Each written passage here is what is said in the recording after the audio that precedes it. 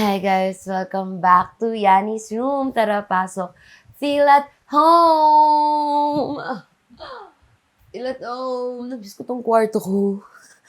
Nasabi ko sa Sunday episode na nilabas ko recently na ang dalas ko kasing nasa labas, hindi ako natatahimik sa kwarto.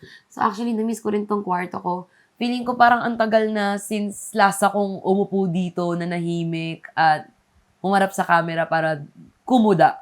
Sorry pala kung maingay yung fan kasi ewan ko, pinaayos ko naman na yung aircon ko pero hindi talaga siya tumatalab kapag tanghali. Hindi niya kinakaya yung init ng Pilipinas na sobrang pugon, by the way. So, kailangan ko ng fan. Ipapalinis ko na lang sa... Sorry din if paus ako. Kasi, ewan ko, parang hindi ko naalagaan yung boses ko recently. Kaya, ganito yung boses ko. Okay lang naman. Okay lang naman. Yes. Naiinis ako sa word fillers. Na-unlearn ko na yung pagkakaroon ng word fillers since nag-start ako mag-podcast. Kasi, nagiging training ground ko din tong podcast sa pagsasalita. But, ngayon, bumabalik-balik yung word fillers. Feeling ko nga, isa ring word filler sa akin yung recently eh. Ang dalas ko siyang sabihin. Recently, honestly, actually, whatever. Okay. Well, bukod sa kwarto ko, and bukod sa pagharap sa camera mag-isa, isa rin sa mga na-miss ko ay yung kumuda about a topic and then nag-research ako about that topic. Nag-iisip naman ako sa mga past episodes ko, okay? Pinag-iisipan ko naman lahat ng episodes ko.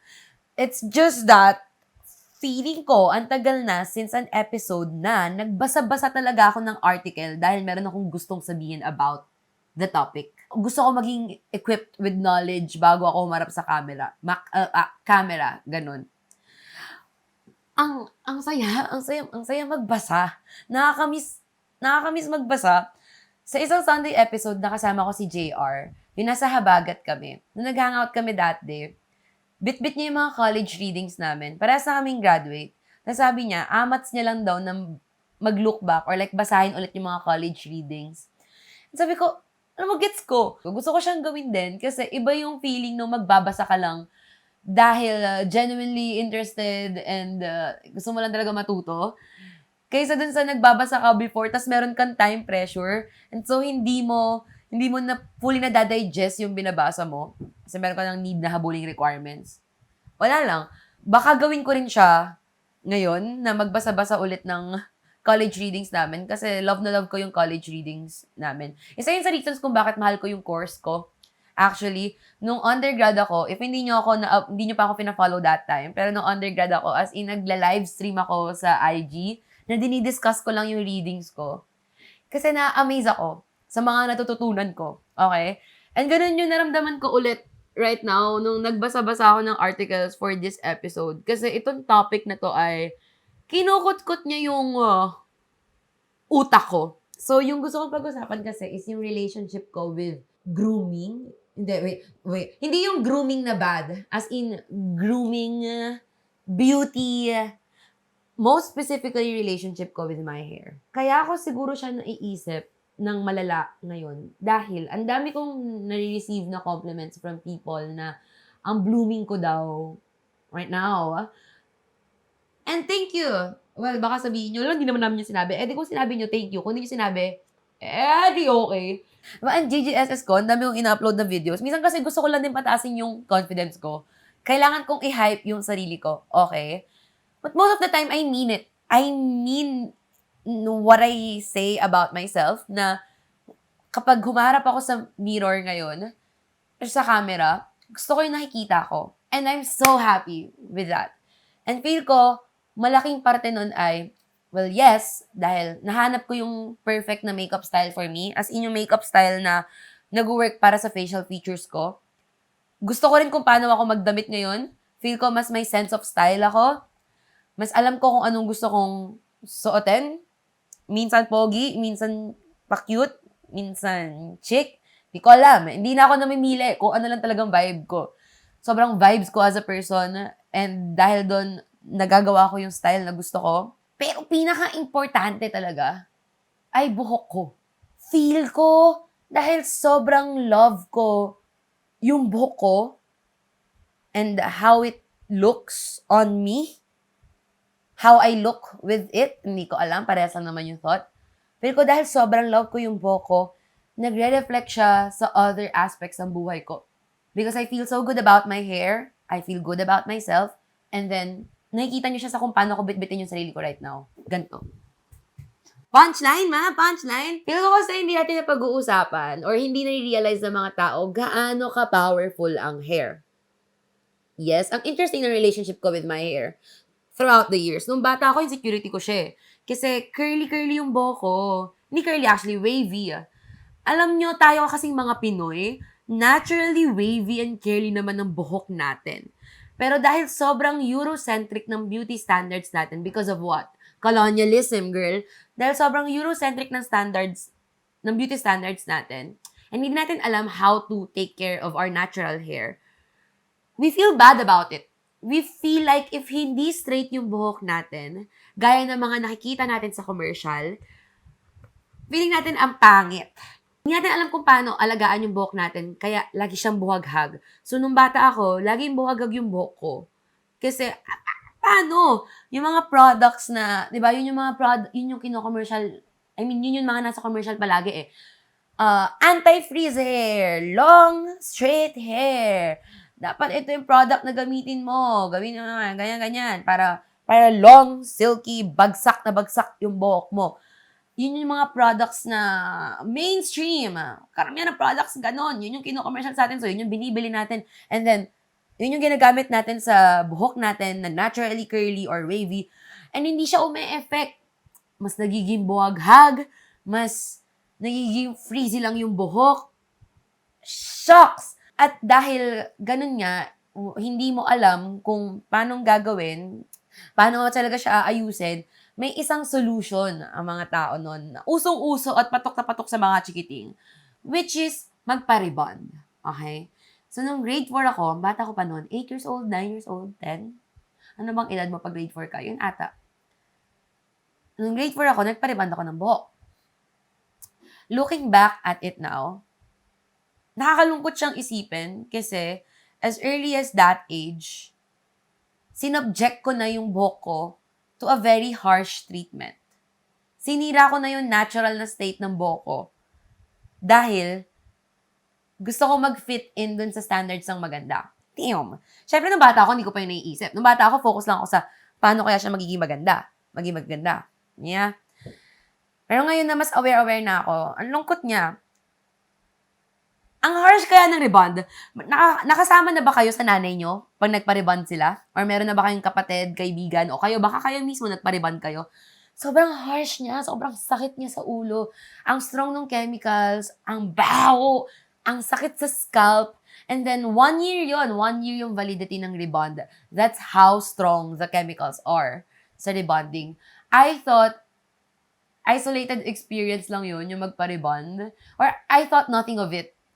Alam ko naman na hindi siya isolated experience kasi uso talaga siya eh. Parang after nyong magbaka, kunyari, Christmas break. Tapos after ng Christmas break, asahan mo na meron mga 1 to 2 people sa klase mo na naka-rebond. So, uso talaga siya sa mga babae. At batang babae. Kaya nga malungkot eh. Ang ganda kasi, natakel to sa isang undergrad thesis ng friend ko. So, yung friend ko, si Sedi Villanueva, sa UPLB, BA Com Arts din siya, writing major. Yung thesis niya ay, untitled, Bruja, Stories on the Monstrous Femininity of Hair. And then, gumawa siya ng 5 stories na nagre-revolve around the mga hair issues. Na ang ganda-ganda, kasi nakakontextualize siya sa Filipino experience. So, marami naman na kasing hair studies, okay? Pero feeling ko kasi, yung mga hair studies na nag-exist, madalas international lang talaga. And nakafocus din sa Black communities. Kasi sa Black community, sa kanila mas, as early, like before pa lang, mas napag-uusapan na yung politics and power of hair and kung gaano ka-importante yung buhok sa identity. Feeling ko sobrang onti pa lang ng hair studies sa Pilipinas. Hindi pa napag-uusapan kung gaano ka-vital yung hair sa identities natin. And so, itong study ni Sedi, friend ko, hiningi ko talaga sa kanya kasi gusto ko mabasa. And isa sa mga tinakal niya doon ay yung hair rebonding. Ang ganda nung sinabi niya doon sa thesis niya na Filipino women with wavy or curly hair, we are forced to tame or discipline our hair. Ang ganda ng pagkakagamit ng tame and discipline. Kasi totoo, that's what hair rebonding is. Basically, parang pinipigilan mo yung buhok mo na mag-behave the way it should behave kasi hindi yun yung standard of beautiful sa system or society na you're operating in. And para mag-worry about that at an early age, it does damage to your self-esteem. So, hindi talaga good yung relationship ko with my hair nung bata pa ako. Napaganon ako nung nabasa ko yung thesis kasi yung hair rebonding. Sabi ko, fuck. Ang daming batang babae na nag-struggle with it. Wala lang. Ang lungkot kasi, feeling ko since nung nagpa-rebond ako nung grade 4 ako, ang tagal bago bumalik yung hair ko sa healthy na state. Dahil na-damage talaga siya.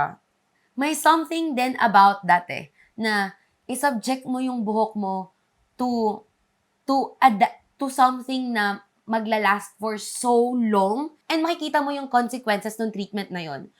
Feeling ko, hindi talaga nakabangon yung buhok ko from that rebonding. But throughout high school, sobrang dry, sobrang buhaghag lang talaga ng buhok ko. Tapos hindi ko alam what to do with it. Nung nag-start ako magkaroon ng, Yani Hatisu. Yes, na Yani Hates You. Siyempre, nag-i-event na ako. Kailangan kong ayusin yung buhok. Kailangan kong matutunan paano siya i-style. At hirap na hirap ako. Sobrang nakakangalay magplancha, magkulot. And nag-invest pa ako sa isang mahal na product because si Dia Mate, kilala si Dia Mate? Singer si Dia Mate, right? Hi Dia. Nakasama ko si Dia sa isang gathering. Sobrang ganda ng buhok niya. Sobrang bagsak. Sobrang straight. Tapos, ang haba pa ng buhok ko nun, ang kapal pa ng buhok ko. Sabi ko, paano ganyan ka-flowy yung hair mo? And sabi niya, Dyson yung gamit niya. So, bumili ako ng Dyson. Ang mahal ng Dyson, guys, ha? Pero until na nagagamit ko yung Dyson, sobrang worth it naman siya na investment. Alam mo yun, para ayusin lang yung buhok, you invest on a lot of things, of products, to style it, to keep it at bay. Ganun naman talaga ang beauty, okay? Ano nga yun? Vanity is the best policy? Joke lang. Beauty is pain? Ewan, okay? Ma-effort talaga mag-alaga ng sarili, ng buhok, ganyan. Pero tanda ko lang talaga yung Tanda ko lang talaga yung mga times na maglalaan ako ng ilang oras para lang ayusin yung buhok ko. And sobrang stressful niya na time for me. Okay. Going back, yun, yung hair rebonding, yung pag-i-style ng buhok. Yun, nagkaroon ng Yani Hatisu, mas naging struggle ko siya. Kasi, syempre, kailangan maglalaan ako ng 2 hours para mag-ayos. Actually, 3 hours. Sabi natin 1 hour para sa makeup, 1 hour or 30. And then, mas matagal talaga yung ginugugol ko na time sa buhok ko. Isa pa siguro struggle ko with my hair. Nag-start din kasi ako magkulay-kulay ng buhok. Yes! Dami ko naging kulay ng hair. Nagkaroon ako ng nag-purple hair na ako, nag-red hair na ako, nag-blonde ako kasi nga kailangan ko black hair kasi tayo eh. So, kailangan mo mag-bleach para maka-achieve ka ng mga colors na sobrang bright. So, nag-black hair na, nag-red hair na ako, nag-orange hair na ako. Okay, ganito.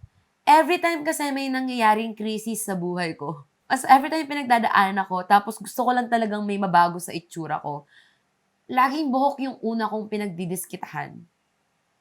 Hindi naman masama ang magkulay ng buhok. Pero, it is very damaging also. If hindi mo siya maalagaan ng maayos, kailangan mo talagang i-maintain yung buhok mo I mean, if magko-color ka, kailangan mo talaga siyang i-maintain, kailangan mo siyang alagaan consistently kung ayaw mo siyang mamatay. So, every time merong krisis sa buhay ko, tas gusto kong baguhin yung itsura ko, nagkukulay ako ng buhok no. Nag-start ako with purple hair. Yung purple hair, pandemic kasi noon, okay? Pandemic din kasi. Kailangan ko ng something new. So, nag-purple hair ako, nagpa-bleach ako, tas sobrang sakit. Sobrang sakit magpa-bleach. Guys, as in, nakakasugat talaga siya ng scalp. But whatever, right? Gusto mong baguhin yung itsura mo so magkukulay ka. Nagustuhan ko naman yung purple hair ko, actually. Pero, since then, sobrang nag-dry talaga yung buhok ko. Another damage na naman sa buhok ko. After mag-purple hair, nag-fade. Dahil nag-fade na nga yung purple hair, tapos naka-blonde na ako nun, sabi ko, why not? Why not mag-isang kulay pa? Grabe talaga yung mga pinagagawa natin ng pandemic, no? Nag-isang kulay pa ako, which is yung red hair. And then sa red hair, dun talaga namatay yung buhok ko, guys. As in, yun yung kapag ginaganyan ko, sobrang, oh my God, sobrang dry niya, sobrang elastic na niya, kaka-bleach. And, after ko magpa-red hair, tinantanan ko na muna yung buhok ko kasi sabi ko, sobrang damage niya na. Sobrang kawawa na siya sa akin. Tapos, after nung red or blonde na buhok, like naging black na yung buhok ko, bumalik ako sa black. Kinalayan ko yung buhok ko ng black. Tapos, naka-S pa winter na na hairstyle ako nun. Dahil hindi pa natural black yun, color black nga lang talaga siya, tapos may streak lang dito ng violet. Dry pa rin talaga yung buhok ko that time.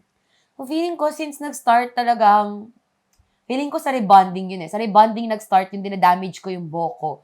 Dahil may nangyayari sa buhay ko. Hindi ko talaga siya pinapahalagahan.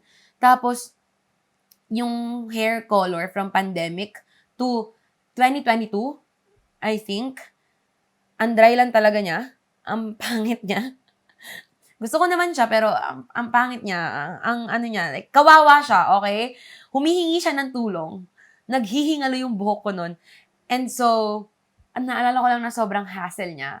Naalala ko lang na hindi talaga good din yung feelings ko about myself during those times. Para bang yung mga krisis sa kaloob-looban ng pagkatao ko, nagre-reflect siya sa kung anong ginagawa ko sa buhok ko. Yes? So, after ng 2022, nag-grow yung hair ko ng healthy. Okay? Bumalik na yung buhok ko na black. Ang ganda na niya. Marunong na akong mag-alaga ng buhok ko nun. Tapos, pumasok ako sa isang situationship.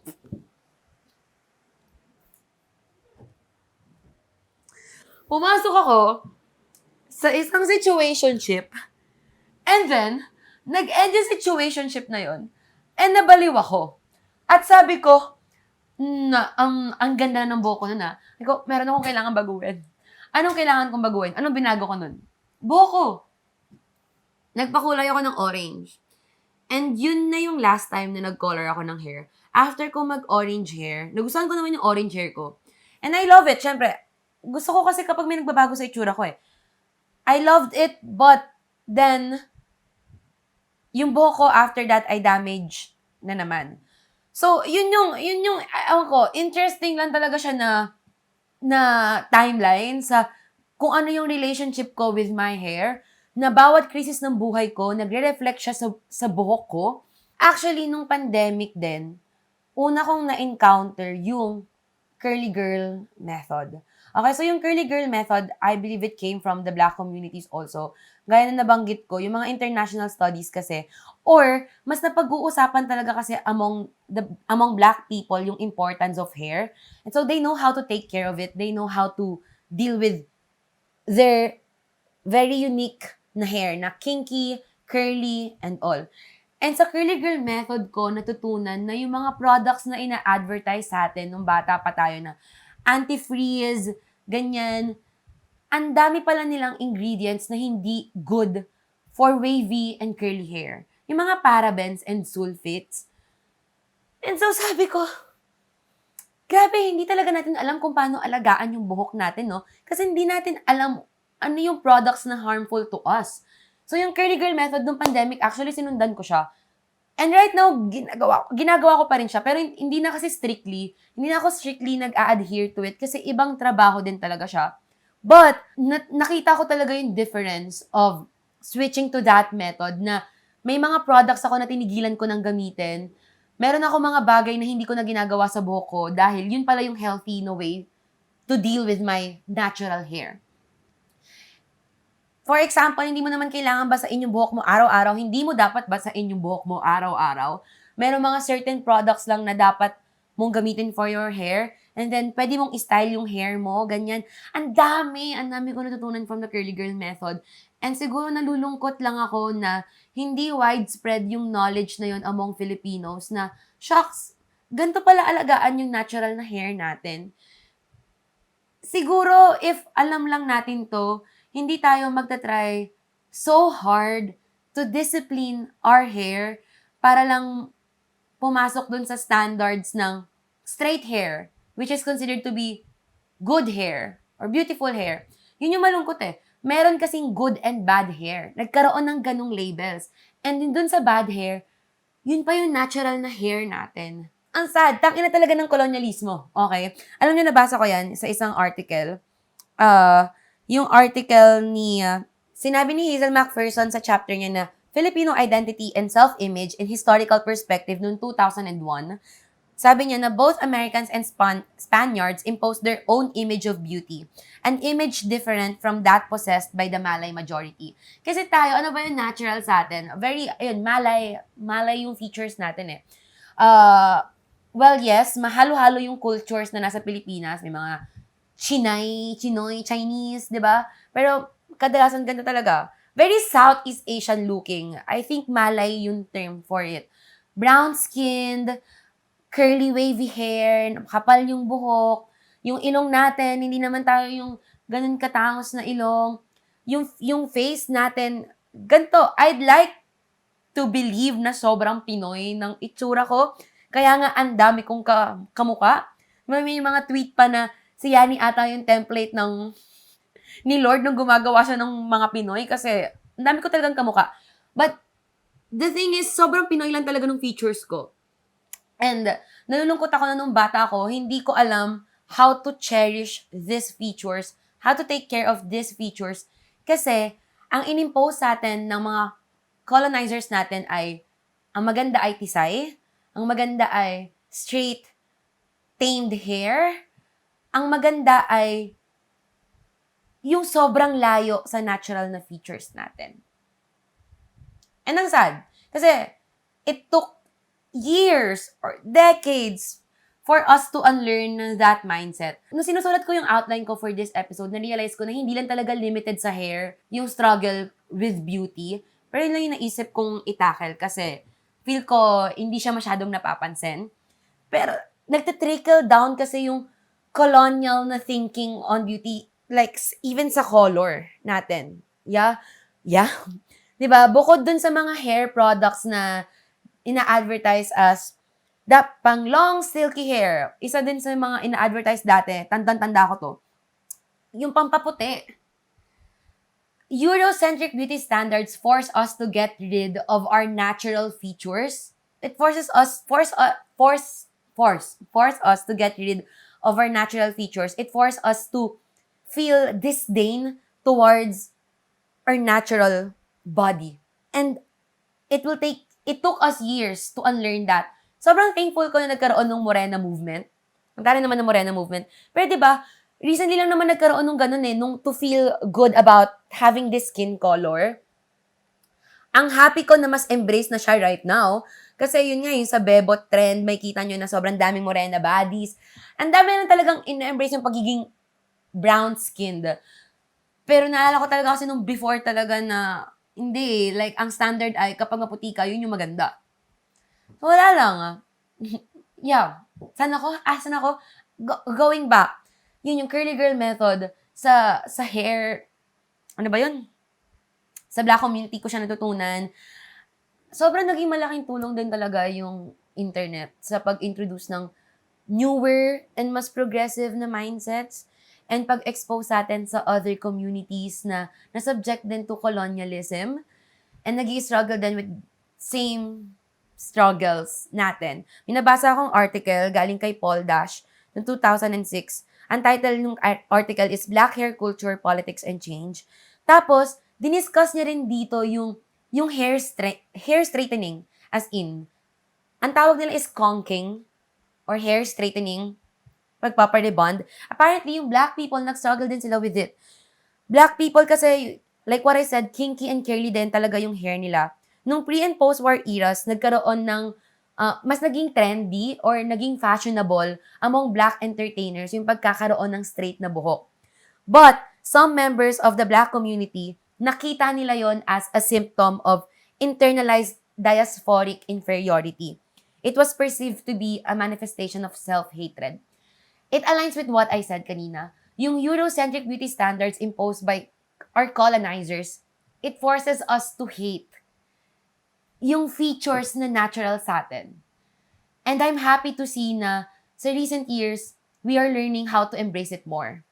Going back dun sa mas personal na experience, ngayon nung sinabi ko na yung buhok ko, since nag-start ako mag-CGM, dun lang talaga ako nagkaroon ng good relationship with my hair, unti-unti. Kaso naudlot.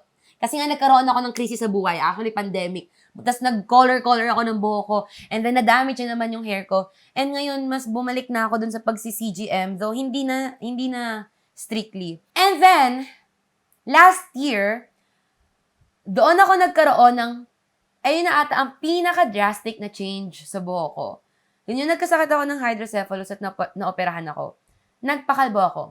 Literally, yun ang pinaka-drastic na pwedeng magawa ng isang tao sa buhok nila. Tanggalin ang buhok nila. May choice naman kasi ako na hindi magpakalbo that time. Kasi nga, ang ginawa ng doctors ko ay shinave lang tong part na to nung buhok ko. Sabi ng doctors ko, para daw may option pa ako na patubuin na lang yung buhok. Pero kasi, Doc, nakikinig ka ba ng podcast? Doc naman, isipin mo, ito lang yung kalbo, tapos sobrang haba pa ng buhok ko. So, nag-decide na lang talaga ako magpakalbo that time. Ang hassle din kasi, hindi rin ako makatayo nun. Sobrang sakit ng leeg ko. And hindi ako makakilos. Bagong opera yung ulo ko. So, hindi ako makapaglinis ng buhok nun. Makapaglinis ng ulo. Kaya nag-decide na lang din talaga ako magpakalbo. Nakakatakot magpakalbo. Okay? Siyempre, hindi ko alam ano yung magiging impact nun sa self-esteem ko that time. Kasi, sobrang vulnerable ko na physically. Hindi ako makakilos. And then, makakalbo ako. Ano magiging itsura ko? Sobrang bilog kaya ng mukha ko. Alam ko na sobrang importante ng buhok sa looks. And so, anong mangyayari pag nakalbo ako? But nung andun na kasi ako sa state na yon, iniisip ko, talaga ba? Ang iisipin ko ba talaga ay kung maganda ba ako or hindi kung kalbo ako? Halos nakaratay na ako. Sabi ko, okay, please kalbuhin nyo na ako kasi sobrang init ng pakiramdam ng buhok ko that time. Tapos bagong opera ako noon. I don't know, tanggalin nyo na yung buhok ko. Tutubo naman din yun eh. And hindi rin naman ako haharap sa internet for a long, long time. So maybe okay lang kahit magpakalbo ako. Tapos nagpakalbo ako. And hindi ko alam paano ko... Ba't ako naluluha?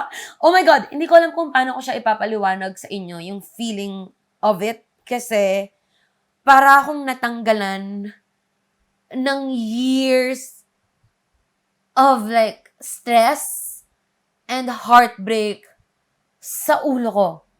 Literal na nag-restart talaga ako and ramdam na ramdam ko siya kasi bukod sa ang presko, ang init nga kasi sa Pilipinas, diba? Parang wala kang bitbit. Literally, and I guess, figuratively. Parang wala ka talagang bitbit. Gets ko siguro kung bakit nagpa-kalbo si Britney Spears na nagkakaroon siya ng crisis. Kasi you just wanna shave it off.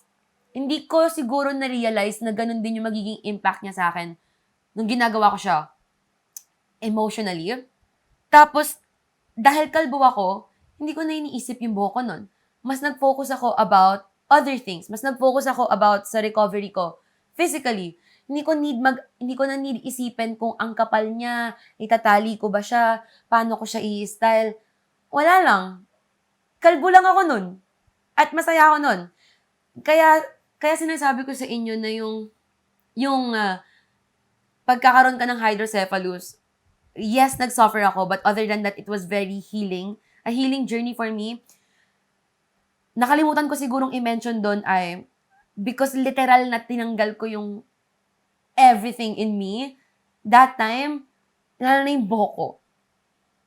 And wala akong ibang iniisip kundi recovery ko nun. And then, hindi ko alam if na-encounter nyo kasi, may mga, ano ba to, may practices kasi na ginagawa sa ibang culture. Nakita ko lang to sa isang Chinese na reel, na kinalbo siya nung bata siya para yung tubo ng buhok niya maganda. After, hindi ko alam if that's true. Pero, since nakalbo ako, hinayaan ko na lang tumubo yung hair ko. And then, this is the healthiest that my hair has been.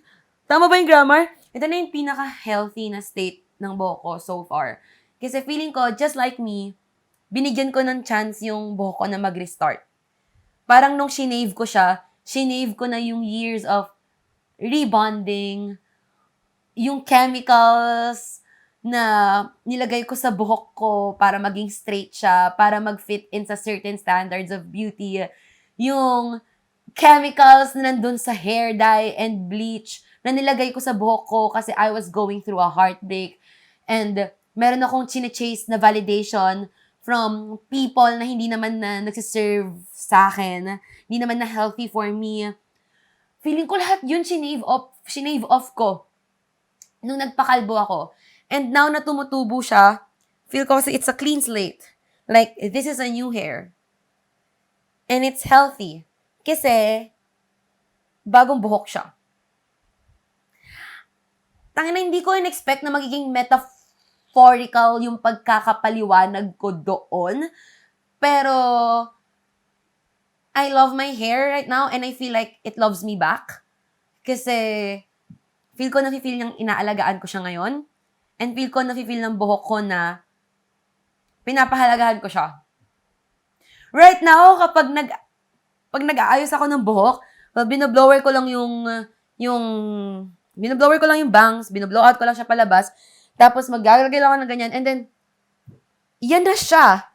And ang gaan-gaan niya, ang bouncy-bouncy niya, bumalik na yung volume niya, gusto ko yung kulay niya, I feel like may shine na yung buhok ko, feel ko buhay na ulit yung buhok ko. Sa ilang years na pinapatay ko siya, feel ko masaya na siya na I'm letting it breathe. Hinahayaan ko na siyang huminga. And so, nagre-reflect na siya sa kung paano siya, and so, nagre-reflect na siya sa itsura ko right now. That's what I mean. Ang ganda niya, and so, I feel so good about myself.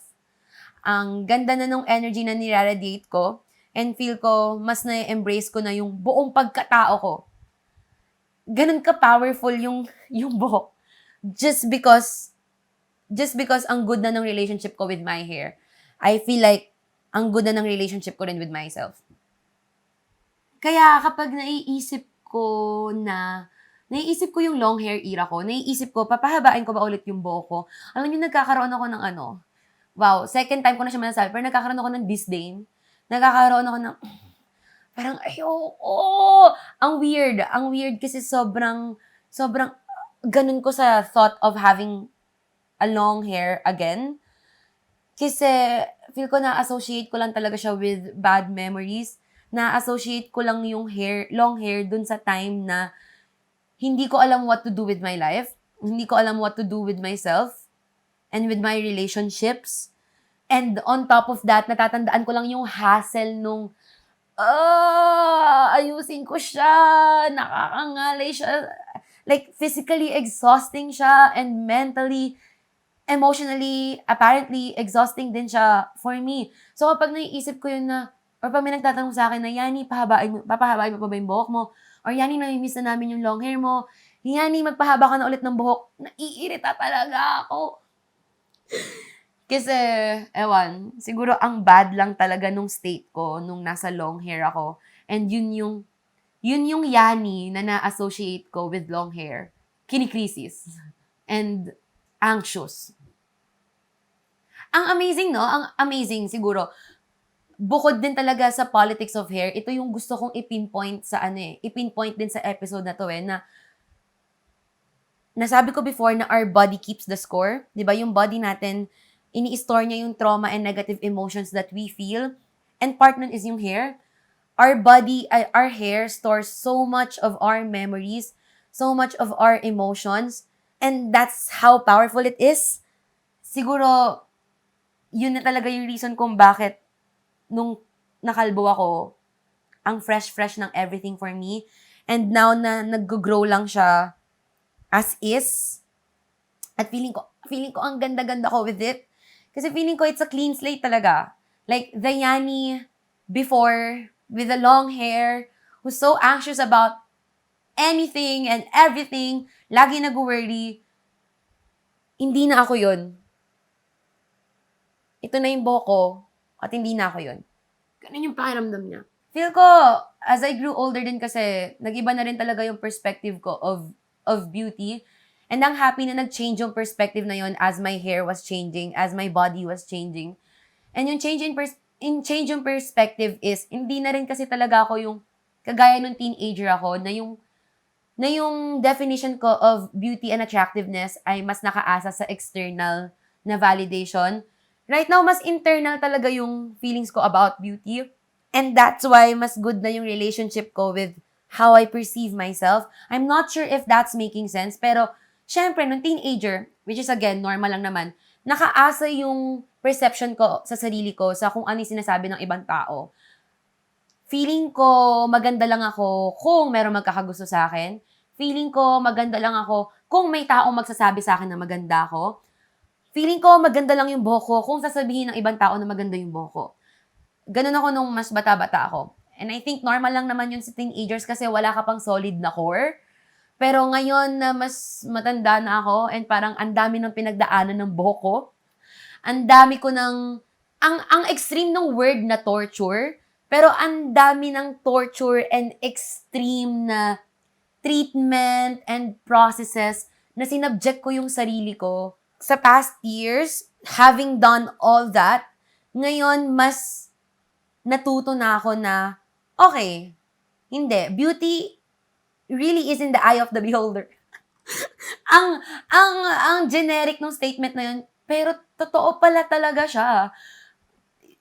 If yung definition mo ng beauty or yung attractiveness mo, yung relationship mo with your ano ba, hindi ko mahanap yung words ko, self-beauty, basta if yung relationship mo with your beauty ay mas i-strengthen mo inside, mas i-build mo inside, mas matibay yung core or sense of self mo, mas magre-reflect pala siya outside. Feel ko, nasasabi niyo na blooming ako ngayon, and mas nakikita niyo na mas confident ako sa sarili ko, because na-build ko talaga siya inside. First, na-strengthen ko siya within me. And that's why, na-exude ko na siya ng mas madali. Feeling ko ang pangit ng pagkakasabi ko noon kasi nalulose ko yung sentence construction ko. Pero yun lang naman. Yun lang naman yung gusto kong sabihin about it. Wow! Thank God na-discuss ko siya. Hindi ko kasi alam kung paano ko siya ikukwento eh. And feeling ko nga, nabobobo nga ako recently. Pero I hope that's clear. I hope hindi ako redundant. Ang hilig ko kasi mag-ulit-ulit ng statements eh. Pansin nyo? For emphasis.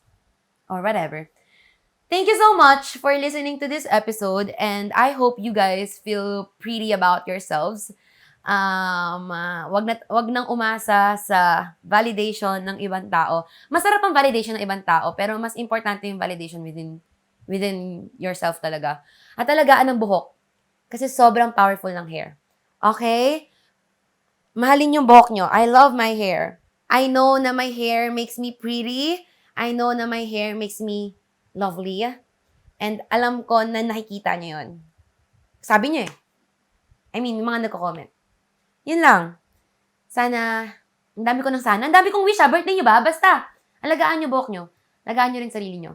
Yun lang. Thank you so much for listening to this episode. Make sure na i-follow kami sa aming socials at Kwarto ni Yani on IG and TikTok. And sa aming YouTube and Spotify, naglalabas kami ng new episode every Thursday 9 p.m. and every Sunday 8:30 a.m. And mag-join na rin kayo sa FB community natin. Yani's Roommates, doon ako nagpo-post ng updates. And kapag nagpapasubmit ako ng mga letters for Yani's Mail, i-follow nyo na rin ako at Yani Hatisu sa lahat ng social media platforms. Yun lang. Bye-bye!